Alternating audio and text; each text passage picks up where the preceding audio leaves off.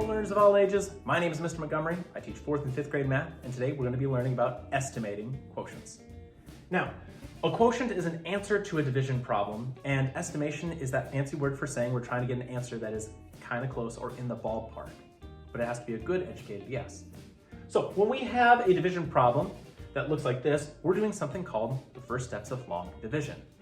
Now, long division, we're trying to figure out how many times does this number, the divisor, go into the dividend. Well, if I look here, we go digit by digit starting from the left.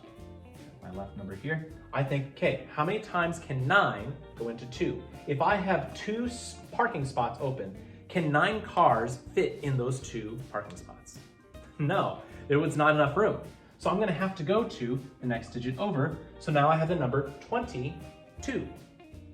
Well, can 9 cars fit into 22 spots? Yeah, there's still plenty left over, right? So if I take 9 times 1, that's 9. Well, 9 times 2 is 18. So I know that even if I had 18 cars, they still would not take up all 22 spots. For us estimating, we're gonna add zeros at the end. I have 2 digits left right here, 0 and 5. I'm gonna add 2 zeros at the top. And 9 can go into 2,205 about 200 times. Now what if my division problem is written horizontally? Well, I can read it the same way. 370 divided by 7, and I can rewrite it. So I start off with my 370, I put it inside the house, and we're gonna divide it by 7. This is the same thing as this. Now, I start from my divisor and start from the left-hand side of the dividend. Can 7 go into 3? Or if you think about parking spots, I have 3 parking spots. Can 7 cars fit in 3 parking spots? No. So I'm gonna have to skip this one and go to this one. Now I have 37. 7 can go into 37. But how many times can 7 go into 37? Well, a good way to check is start with 5s. Count by 5s until we get to 7. Or 7 groups of 5. 5, 10, 15, 20, 25, 30, 35.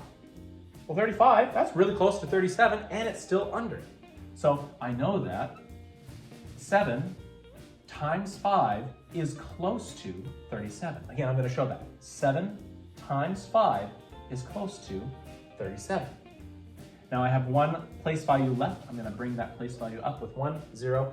And so 7 can go into 370 about 50 times. Let's do one more example. I have 3,195 divided by 3. Well, I'm going to start with my furthest left digit, see if my divisor can go into that.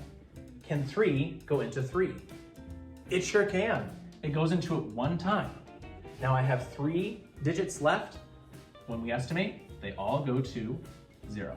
So 3 can go into 3,195 about 1,000 times. All right, my 4th grade friends, if we take a look at page 95 in your workbook, our practice problems that we're going to be going over are practice problem number 1, 2, and 3.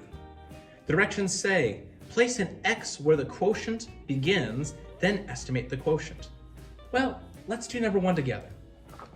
So I have 92 divided by 4. Well, how many times can 4 go into 9? If I have 9 parking spaces, can 4 cars fit? Yeah. How many times can they fit? Well, 4 times 1 is 4, that can fit. Can I go 4 times 2? 4 times 2 is 8, that's still smaller than 9. So I'm gonna put an X right here. We know that that's the spot, and we know that it can go 2 times. Okay, I have 1 digit behind the digit that I was working with. So I know I have 1 digit at the end for about 20 times. So 4th grade, if you have any questions on your practice problems, feel free to ask me when you come to class tomorrow.